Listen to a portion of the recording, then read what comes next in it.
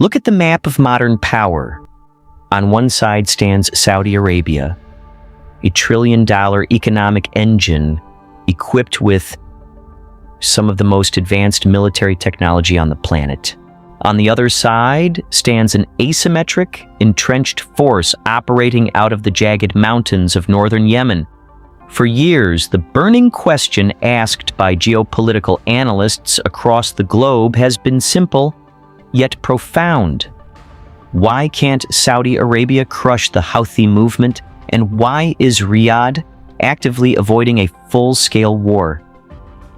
The conventional assumption points to military failure, but veteran statecraft and structural risk analysis reveal an entirely different reality. Saudi Arabia isn't holding back because it is weak. It is holding back because it is playing a high-stakes chess match where winning the battle could mean losing the entire future. To understand why Riyadh refuses to take the bait, you have to look at what Saudi Arabia is building right now. Under Vision 2030, the kingdom is transforming its physical landscape at an unprecedented scale.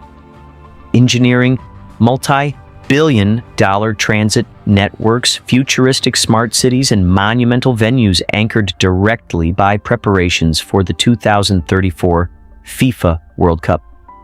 This massive national transformation creates an extreme exposure surface. When your entire economy is shifting toward global tourism, finance, and international investment, your most fragile asset is stability. A kinetic, unconstrained war on your southern border introduces high-velocity volatility. For Riyadh, letting a localized conflict turn multi-trillion-dollar investments into active war zones is a structural failure of the highest order. Why risk your entire economic future on an asymmetric quagmire? Then comes the brutal mathematics of modern asymmetric warfare. The Houthi movement possesses an entrenched, mass-produced arsenal of drones and ballistic missiles. Operating these systems involves a low unit cost for the launcher, contrasted against the astronomical per-unit cost of enterprise-grade air defense interceptors. Furthermore, achieving a 100% interception rate across a vast, complex geographic border is an engineering impossibility. Allowing even a marginal failure rate directly threatens critical energy arteries, desalination plants, and metropolitan population zones. When the cost of defense outweighs the friction of containment, military doctrine must pivot.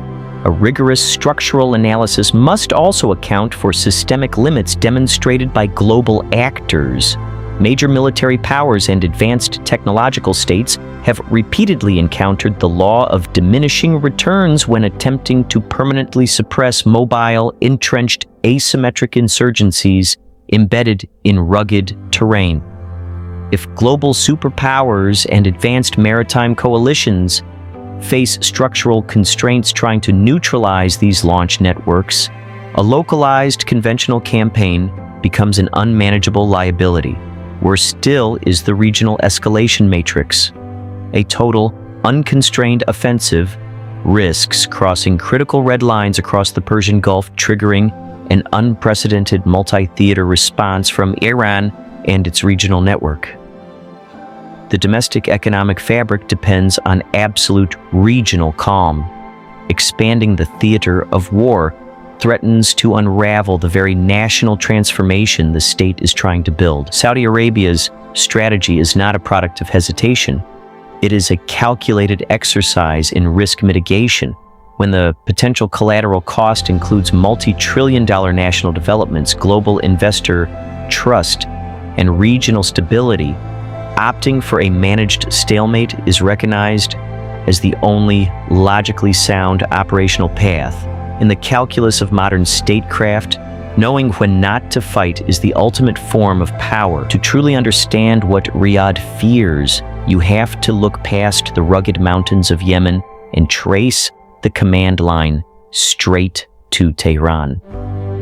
The primary danger isn't just a local militia, it is the strategic utility of an Iranian proxy network designed to bleed regional stability without forcing a direct conventional war between superpowers. Iran uses the Houthi movement as a remote-controlled pressure valve. If Saudi Arabia launches a full-scale, unconstrained military campaign to wipe them out, Tehran can instantly escalate the theater, targeting critical energy corridors, maritime choke points like the Bab el-Mandeb Strait, and regional infrastructure. Riyadh isn't just avoiding a local border skirmish.